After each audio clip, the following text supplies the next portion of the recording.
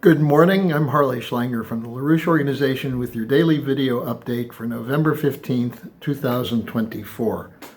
It's Friday, so I'm taking questions, and I did receive a lot of them this week, almost all of them related to the election, and there were so many I can't answer them individually, but I've lumped them into a couple of categories. So let me go through the questions and then give you an answer or point you in a direction for an answer. Look, some were very enthusiastic about the defeat of the Harris-Biden team, the hope that there will be a move by Trump to fulfill what he pledged, to stop the wars, to take down the deep state. I'll get to that in a moment. Some were very skeptical, given what happened in his last term as president. Do you really think he'll do something different? Don't you think he's part of the Zionist control? Don't you think things are somewhat out of his control? And then the third group was just an extremely pessimistic group. And let me start with that one. If you really believe that there's no change possible, that it's all predetermined, all preordained, then you live in a fixed universe. And I feel some sympathy for you, because it takes away the most important quality that we as human beings have, which is a creative capability to act to improve the conditions for mankind, to create changes. That's what we've been endowed with. And we have live in a country in the United States which takes that as something which is determined outside of us. That is, that it's part of the natural law of the universe. So if you have abdicated that, if you think that there's no way to make change, my job and those of my colleagues is to try to inspire you to overcome that. And I certainly hope that those of us working for change will create some changes that will create a change in you, to use a Kamala Harris type formulation. Now, the skeptics, look, we don't know what's going to happen yet. There are all kinds of mixed signals. You look at some of the appointments. There's an overemphasis in the military, defense, intelligence side of Zionists. That's something that causes me some concern. It's especially there because Donald Trump seems to be oriented in that direction. But one of the things we've learned from the previous administration is that Trump is unpredictable, that there's no way to know exactly what he's going to do, and there are mixed signals. From his last term, there were certain things that occurred that were quite commendable, the pulling the United States out of the Paris Climate Accords, junking Obama's Trans-Pacific Partnership, emphasizing the importance of space exploration and new technologies.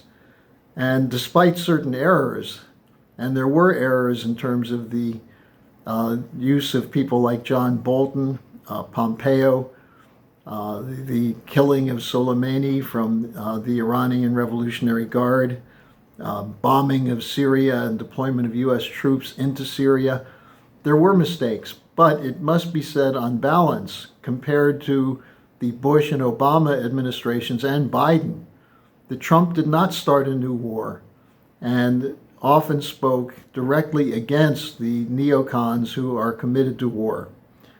Now, again, the biggest concern for me and for my associates is what will happen in the Middle East. The Biden policy is still operative, which is total support for Israel, even as the Israelis are admittedly committing a genocide as a commitment to an obliteration of the Palestinian people. They may say there's a prospect for a two-state solution, but what happens if there are no Palestinians left? There's no two states. So I think this is an important point that has to be aggressively combated, the control of the administration policy by Zionists. And I think, look, this is isolating the United States. It's certainly isolating Israel, and it should be something that will change. The other thing, the Ukraine war, look at the nervousness of the establishment and the neocons over even the implications from the Trump presidency, his opposition to the war in Ukraine, and his determination to solve it, to end it quickly. This certainly represents a shift from what we would have expected had Harris been elected, and a shift from what's being done now. Blinken, the lunatic warhawk, just announced that the U.S. will do everything possible to release all the funds available for Ukraine while Biden's still in office. So the end of this war can't happen soon enough, and it's going to require a mobilization of the population. I just wrote an article that will be posted probably after the weekend on my blog page at the LaRouche Organization about this whole question of where the Trump administration is going, what its potential strengths are, what its weaknesses are. The most important strength it has is the recognition of the American people that the idea of a unipolar order, of an Anglo-American transatlantic empire, has lost strength. The empire's collapsing. The idea that we should be sacrificing and depleting our own economy for the sake of wars that can't be won, that's gone. And so it's really up to us to make sure that there's no backsliding on Ukraine or continuation of the backing of the settler colonialist ethnic cleansing in Palestine. Now, the other question that a couple of people asked was, well, what about the BRICS? Is Trump going to turn against the BRICS because of de-dollarization? He's made some statements about that. Here's the question. How do you strengthen the dollar? Do you do it in opposition to other countries? Do you do it by weaponizing the dollar? Or do you do it by trade and deals? Certainly, Trump is an advocate of trade and deals, deal making, working out agreements. And I think if he reads the comments of Vladimir Putin from the Valdai conference, he'll get a sense that Putin is saying that the BRICS is not an attack on the West, but that the BRICS nations would hope that Western countries, the United States and Europe, would wish to cooperate with the BRICS. And I want to go back to what Helga Zepp-LaRouche said in her discussion with me on Wednesday, because I think this is very pertinent for those of you trying to figure out where you stand on the whole Trump question. Because it's not entirely up to Trump. The world is changing. So here's what Helga said. She said that there's a challenge of our time, and that is for the US and Europe to cooperate with the BRICS countries in the development of the global South. She said that the world stage has changed dramatically since Trump left the White House 4 years ago, and now the existence of a global majority in the form of the BRICS is a new strategic reality. And she added, I think no president of the United States nor head of government of any country can ignore that. And I don't think the president-elect will ignore that. The question is, how do you work out agreements? On what basis? And that's largely a question of reviving the U.S. economy as an industrial, scientifically driven sector. And that's the history of the United States in the past. And that comes to one other question that came up. What about tariffs? Is Trump's advocacy of tariffs against China and other countries a good thing or a bad thing? Well, this is a crucial question. And I hope that we'll be discussing this on the Manhattan Project on Saturday. As many of you know, I'm a regular participant with my colleague Dennis Speed. And I think we may be discussing this question of tariffs and economic policy this Saturday. So look for that at the LaRoucheOrganization.com website. But the point is this. Under Alexander Hamilton, tariff policy was an essential part of the development of the United States, but not as a punishment to other countries, but as a protection for the development of industries and for the ability of entrepreneurs to have some protection from other ruthless competition that would destroy them. Now, the Hamilton didn't just use tariffs.